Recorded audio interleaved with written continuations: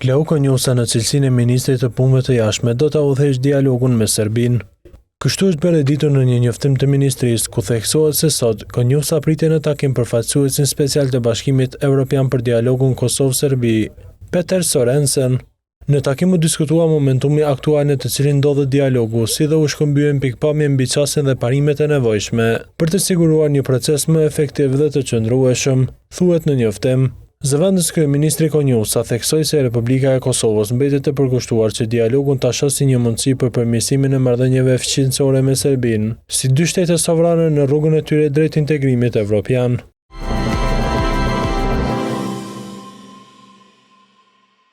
Kryeministri Albin Kurti është takuar të dielën me kryetarin e Partisë Demokratike të Kosovës, Bedri Hamza, në përpjekje për të gjetur një zgjidhje të përbashkët lidhur me zgjedhjen e presidentit të ri të Kosovës.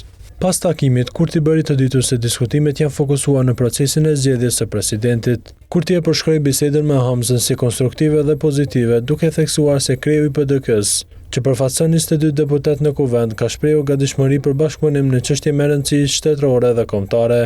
Ndërsa pas takimit, Hamza ka thënë se partia e tij nuk do të jenë pengesë proceseve shtetërore, por as nuk mbështesin kandidatura që nuk e përfaqësojnë unitetin qytetar. E Kurti sot do të takojë edhe kryetarin e LDK-s, Lomir Abdigjikun, me të cilin do të diskutojë për temën e njëjtë.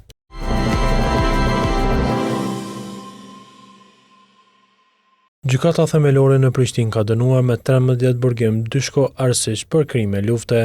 Vendimi është marrë të hënën. Dushko Arsic akuzoi për krime lufte në fshatin Butovës të Prishtinës në periudhën janar-qershor të vitit 1999.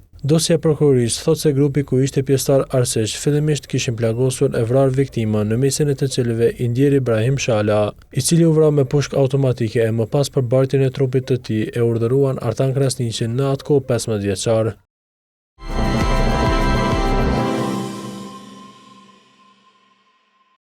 Ish-zëvendës kryeministri i parë i Maqedonisë së Veriut, Artan Grubi, u arrestua sot në pikën kufitare në Blac, pasi ndaj tij ishte aktive masa arresto, me kërkesë të prokurorisë themelore publike në Shkup. Grubi dyshohet për përvetësim gjatë ushtrimit të detyrës zyrtare në kuadër të hetimeve që lidhen me lotarinë shtetërore të Maqedonisë së Veriut. Sipas autoriteteve, gjatë vitit 2023 dyshohet se janë shkaktuar dëme mbi 8 milion euro në buxhet përmes veprimeve të palegjshme.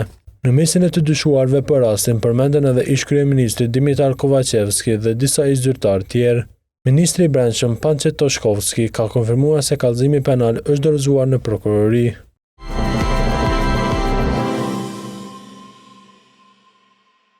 Presidentja e Komitetit të Helsinkit për të drejtat e njeriut në Serbi, Sonja Biserko, ka vlerësuar si domethënës propozimin e kryeministrit të Kosovës Albin Kurti për krijimin e një gjykate të posaçme që do të hetonte dhe gjykonte vrasjet e civilëve nga snajperët gjatë rrethimit të Sarajevës, ndonse shanset për themelimin e një gjykate të re ndërkombëtare janë të vogla. Sipas Biserkos, iniciativa tregon se çështja e drejtësisë për krimet e kryera në Bosnjë dhe Hercegovinë gjatë viteve 90 mbetet e hapur dhe se kujtesa për viktimat vazhdon të jetë pjesë e debatit publik dhe politik në rajon. Kryeministri i Kosovës Albin Kurti ka kërkuar themelimin e një gjykate speciale për të hetuar dhe gjykuar vrasjen e civilëve bosnjak me snajper në vitet e 90-ta.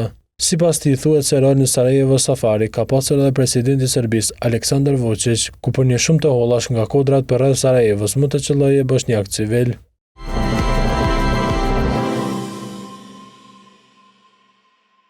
Kompania Rajonale e Ujësjellësit Mitrovica njofton se sot disa zona mund të mbeten pa furnizim me ujë të pishëm për shkak të intervenimeve në rrjetin e ujësjellësit dhe kanalizimit.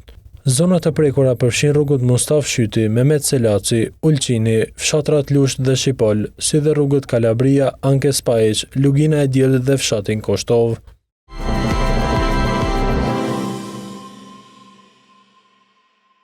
Diplomatët e Bashkimit Evropian u përpoqën të hënën të kapërcenën kërcënimet e Hungarisë për veto, ndërsa kërkojnë të finalizojnë sanksionet e reja ndaj Rusisë dhe një kredi të re masive për Ukrainën.